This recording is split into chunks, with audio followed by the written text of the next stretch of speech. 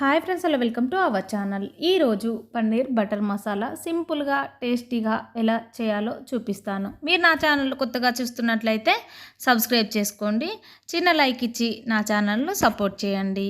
ఈరోజైతే paneer butter masala prepare చేస్తున్నాను. ముందుగా స్టవ్ వెలిగించుకొని ఒక బౌల్ పెట్టుకోవాలి. అందులోకి 2 table spoon oil, 1 table spoon butter వేసుకోవాలి. అందులోకి కొంచెం మసాలా దినుసులు, కొద్దిగా జీలకర్ర, కొంచెం జీడిపప్పు, కొద్దిగా ఉల్లిపాయ ముక్కలు, పచ్చిమిర్చి చీలికలు, కొంచెం పుదీనా ఇవన్నీ వేసుకొని పచ్చివాసన పోయేంత వరకు వేయించుకోవాలి. అది వేగిన తర్వాత అందులోకి 1/2 టేబుల్ స్పూన్ అల్లం వెల్లుల్లి పేస్టు, 1/2 టేబుల్ స్పూన్ పసుపు వేసుకోవాలి. వేసుకొని పచ్చివాసన పోయేంత వరకు మంచిగా వేయించుకోవాలి. ఇప్పుడు ఒకసారి కలుపుకొని మరికొంచెం సేపు మూత పెట్టి మగ్గించుకోవాలి. అది మగ్గిన తర్వాత అందులోకి 1/2 టేబుల్ స్పూన్ ధనియాల పొడి, 1 కప్పు వేయించి మిక్సీ పట్టుకున్న ఉల్లిపాయ పేస్ట్ వేసుకోవాలి. 1 కప్పు టమాటా ప్యూరీ వేసుకోవాలి. ఒకసారి మంచిగా కలుపుకొని పచ్చివాసన పోయేంత వరకు వేయించుకోవాలి. అందులోకి తగినంత కారం, తగినంత సాల్ట్ వేసుకోవాలి. వేసుకున్న తర్వాత మంచిగా ఒకసారి కలుపుకొని మరికొంచెం సేపు మూత పెట్టి మగ్గించుకోవాలి. పన్నీర్ బటర్ మసాలా అయితే రోటీకి, చపాతీలోకి, దేనిలోకైనా చాలా బాగుంటుంది.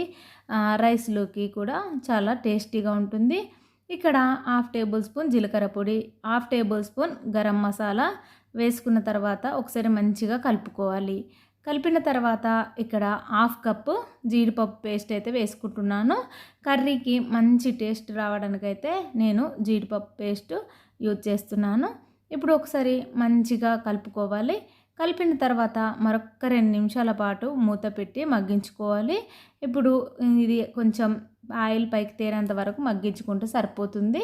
ఇక్కడ అయితే మగ్గిపోయింది. మగ్గిన తర్వాత ఇందులోకి మనం ముందుగా కట్ చేసుకున్న పన్నీర్ ముక్కలు అయితే వేసుకోవాలి.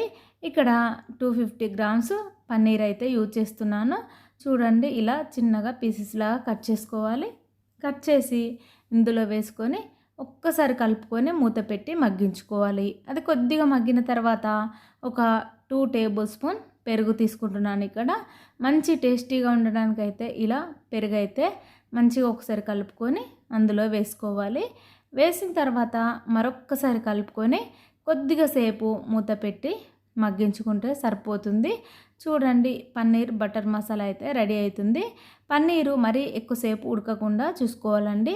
అది స్మూత్గా ఉంటుంది కాబట్టి మరి మెత్తగా ఉడికినా బాగుండదు. ఇందులో కొద్దిగా కొత్తిమీర వేసుకొని ఒక్కసారి మూత పెట్టి మగ్గించుకుందాం. ఒక 2 నిమిషాల పాటు మగ్గించుకుంటే సరిపోతుంది. పన్నీర్ బటర్ మసాలా అయితే రెడీ అవుతుంది. ఇక్కడైతే చూడండి, ఇప్పుడు మగ్గిపోయిందో ఒకసారి అయితే చూద్దాము. ఇక్కడైతే పన్నీర్ బటర్ మసాలా అయితే మగ్గిపోయింది. మగ్గిన తర్వాత ఇందులోకి కొద్దిగా కసూరి మేతి, కొంచెం కొత్తిమీర వేసుకొని ఒక్కసారి కలుపుకుంటే సూపర్ టేస్టీగా ఉండే పన్నీర్ బటర్ మసాలా రెడీ అయిపోయింది. ఇంతటితో ఈ వీడియో కంప్లీట్ అయింది.